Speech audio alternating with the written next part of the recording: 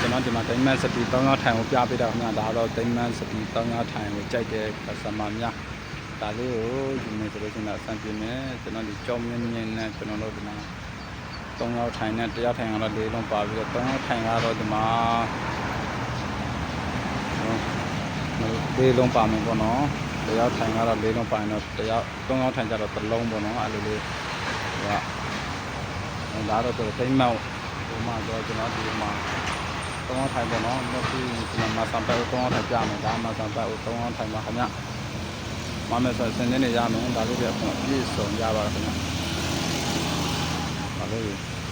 ဒီစီရတယ်ဒါအဲ့လိုလောက်လိုက်တာနဲ့ကျွန်တော်အရင်ရဖို့ဆောင်ပေးပါတယ်ကျွန်တော်ဒီပစ္စည်းတွေကြတော့လုံးဝအနာဆန်မရှိတဲ့နားလေးလောက်တာပါခင်ဗျဒါတော့2ရောက်ထိုင်3ရောက်ထိုင်နဲ့ကျွန်တော်ဒီမှာစံပတ်အိုးပြီးတော့လည်းကျွန်တော်ဒီမှာဟိုပါပြမယ်ခင်ဗျဒီမှာကျွန်တော်ငငယ်အောင်မှာ2ရောက်ထိုင်နေပေါ့နော်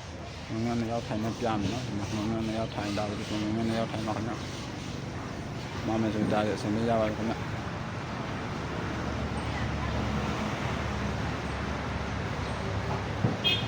ဒါလေးအစင်းရပြီနော်ဒါလေးဒါတော့ငငယ်ပါခင်ဗျအားလုံးကြည့်လို့ကြကျွန်တော်ဟိုစားပဲ2ရောက်ထိုင်နေဒီမှာဒိမန်လေးရှိအောင်ခင်ဗျဒါ2ရောက်ထိုင်နေသူက2ရောက်ထိုင်နေတော့နေရာလေးတိတ်မဆန်းလို့တက်တာ2ရောက်ထိုင်နေဆန်ပြီးပေါ့နော်အားလုံးဆိုဒါလေးတွေစန်တန်းနေတော့အားလုံးပြီးပါပြီအားလုံးဒီကမှာတော့ခင်ဗျဒါလေးရအောင်အားလုံးကြည့်ပြပါဗျ